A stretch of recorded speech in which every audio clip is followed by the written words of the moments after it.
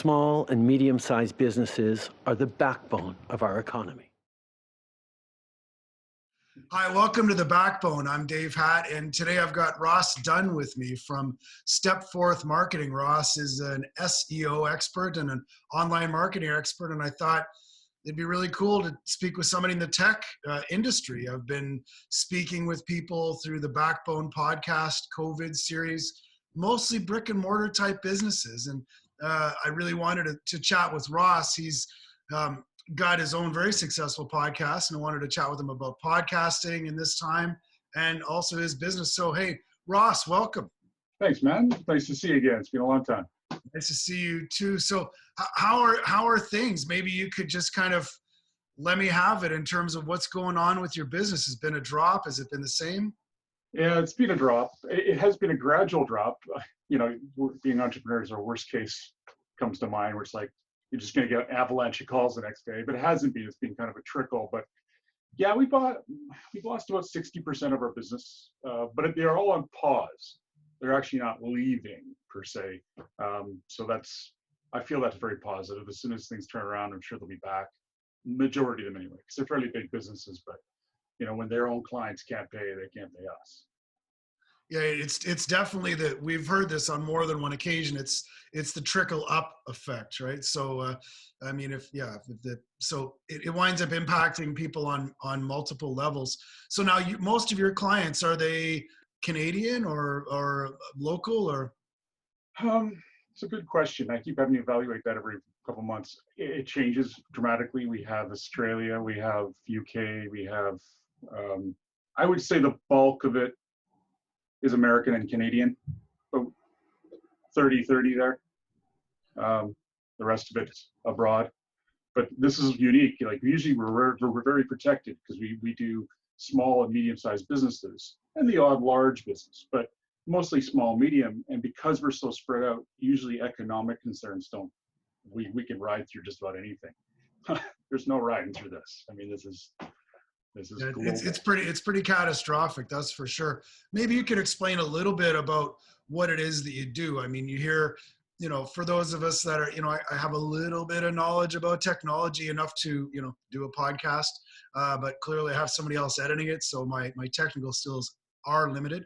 But when we first met, you were predominantly focused on search engine optimization, but you have broadened your service offerings, so you're doing more online marketing as well. So maybe you could just explain, when these clients are walking away from you or putting it on pause, what are the services that they're pausing? Yeah, so over the years, we've been doing this since 1997, so it's been a little while, and we've really built a lot of trust with some of our clients. So what comes of that is they don't want to go elsewhere for other services that we weren't initially offering, such as design, website maintenance, other forms of marketing. So over time, not right away, we've built up. And so far, right now, we're kind of a mini agency. We're not a full-blown marketing agency, because those are pretty large, but we're just what's needed for a small, medium-sized business, which is great. So, you know, when they're pausing us, they're pausing paid marketing on Google, Facebook, that kind of stuff. So any kind of paid ads, as well as their search engine optimization. What often is involved with that is we're doing content building for them, and which is essentially, we're trying to build authority for their businesses. Google's looking for authority. It wants to ensure that anyone who's showing at the top of search results is an authoritative business. So we want to make sure that this great content's created that attracts links, attracts interest and shares, which then shows Google there's authority. So they're putting those on pause as well, which is nerve-wracking. We're very soft touch. We do not want to push anyone. In fact, we're almost like, no problem, anything you need to stop, no worries, we're here for you. But we try to slip in, but if you can afford it, just try to keep this authority building going, because you'll get ahead of the competition. But you know how things are. It's pretty hard out there, so we don't push it too hard. On top of that, web design. We've got a few design projects still going, which is good, because this is a really good time to do it. In fact, we've even said to anyone who's got a little bit of a nest egg, this is an awesome time to do a website because no one's really looking at yours. They're all just hunkered down. You've got a beautiful spell of quiet to focus on a website.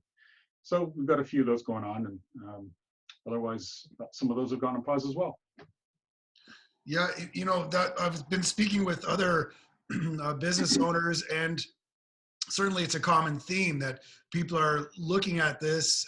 If you're an entrepreneur, you've already got a certain outlook on life, and it's got to be somewhat positive. Otherwise, why would you risk all of this as opposed to going and getting a job, working for the man, so to speak?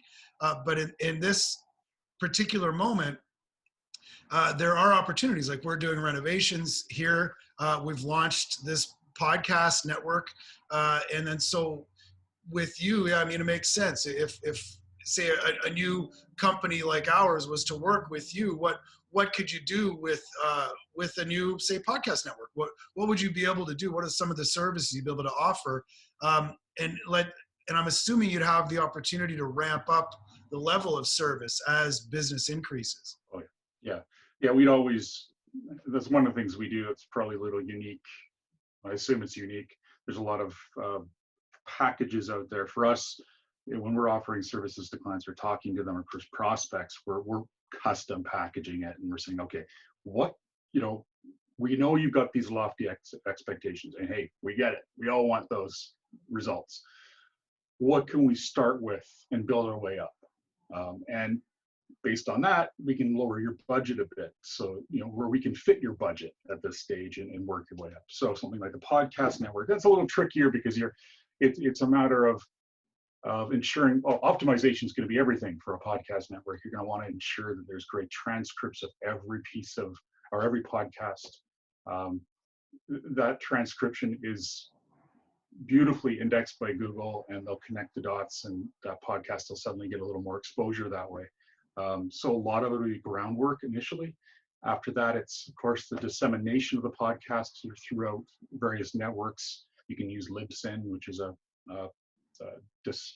distribution service. A number of them are out there.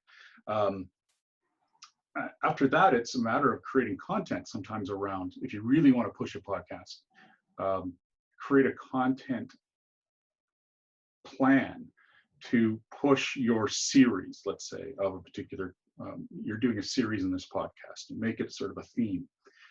People like to check in and follow through on a theme. And if it's well done, they're going to come back and they're going to continue to subscribe. And it just builds from there, especially with great reviews.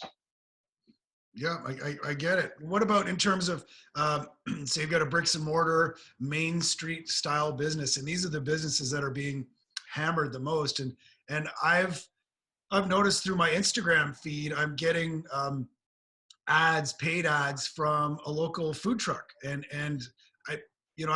I haven't used them yet, but it's because of my eating habits have changed slightly, not because I haven't found them to be effective. So if you're speaking with a bricks and mortar shop, and they're kind of, if they've got no money, they got no money. That's but to leading us out of this, what might be something that you would advise a mom and pop type shop to get ahead of the curve as maybe 8 weeks rolls by, 12 weeks rolls by, and it's time to get back in? The government and the health officials are saying, it's okay to do A, B, and C, but not, X, Y, and Z.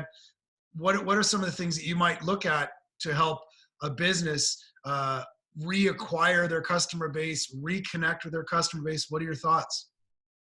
That's a good question. Tricky one. It really depends on the business type. Well, during this time, if they have a little bit of money, I would take the time to, if possible, build an online presence, an online income stream. There's a lot of great sources out there, from Shopify to, actually, I guess Shopify is the one that comes to mind, Squarespace, I suppose, as well. But you can build something that may not generate income right now, but will over time. And that's a great thing to use your time to do. Yes, you may not have the technical experience right now, but there are phenomenal resources online to teach you. So that's one thing that I would start with. But when it comes to that slow trickle of the rollout of, we're opening now and limited hours, that kind of thing, I'm not sure that's my ballpark. I mean, you would definitely want to describe it to everyone online.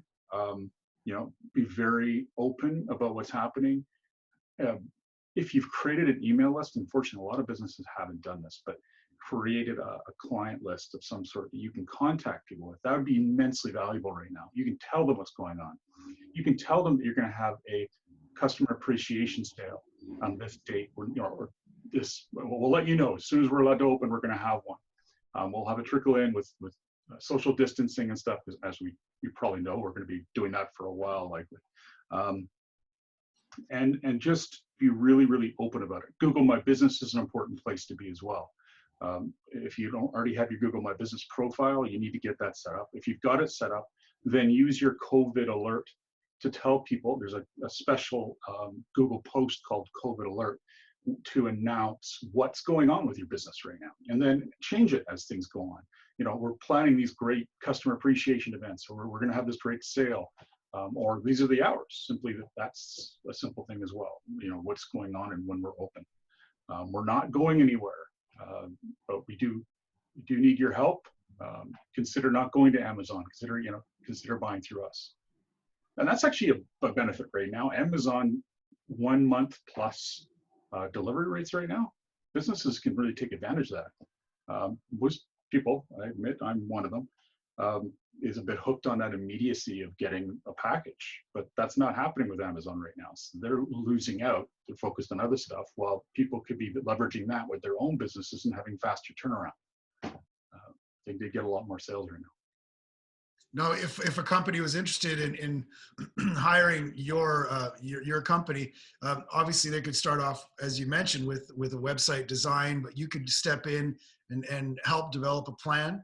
And now, without getting into specifics of finance, because that's obviously going to depend on each individual company, but what might you recommend for companies that are, because what we're all doing as these bricks and mortar places is kind of holding on right now. Would you offer anything that would be like an hour consult fee that people might be able to chat with you, and you could look at their online presence? Actually, I do a free consult. Oh, anyone can sign up on our website, stepforth.com. That's STEPFORTH.com. Feel free. And it's not it is me. It's directly me. And I've got other people, other staff, but I want to be the one that does this. And I'm very open. I'm very free with my information. I want to build trust. So ask away. It's the first one's 20 minutes, but honestly, you can get a lot done in 20 minutes. If you needed more, then yeah, we can book some time. We're really, really, really catering to small and medium businesses with a soft touch right now. If you can't afford to pay right now for even our some modest fees we offer or charge right now, then no problem. Let's make sure there's a payment plan. I mean, we're very flexible, and I'm also doing other stuff right now. So, for example, for Stepforth, because things are a little slow, I usually do a lot of sales. Not a lot of sales going on right now. I'm focusing on helping. So I created COVID19now.com. That's become a bit of a popular site, not super popular, not as much as I'd like, but it's getting there. A few hundred regular users a day. I'm hoping to get much higher than that, but it's got lots of great information. And I created that to sort of support my wife, who's a frontline in healthcare. I want more people to know what's going on and be safe, so that they don't end up at her bedside in the ICU, because that does risk my wife's health and everyone's health. And we're also starting a website to support those frontline workers who need some mental health assistance. We're going to be doing that for all. This is free. There's going to be a whole number of therapists within British Columbia that are going to get together. Fingers crossed we get all up together anyway, to offer a limited number of pro bono sessions to help healthcare workers. So I'm finding this really, I shouldn't be, but I guess I'm finding the positive side of this immensely. I'm really able to give back. I don't usually have time to do this, and it's really really fun. It's really invigorating. And as sad as everything is right now, I love that I found this niche where I'm enjoying aspects of it anyway. It's a common theme. Everybody with whom I've spoken has that's a small business owner, entrepreneur, has been focused on finding ways to find the positive through this whole ordeal. The siren's blowing by right now. But so what's the name of the first website again? And then we can put it up. And then the second one, you don't have it up and running yet. You're working on it. We're in the planning stages of that one. Okay. We're going to get that up fast, so obviously people need it. But the first one is covid19now.com, and Okay. that's covid19now.com. Yeah, and I've worked my ass off to make it extremely good for mobile experience. For anyone out there designing, keep in mind you don't design for desktop anymore. Not first, anyway. Our desktops being our PCs, you design them for your handsets. So we designed it first for that, second for desktop.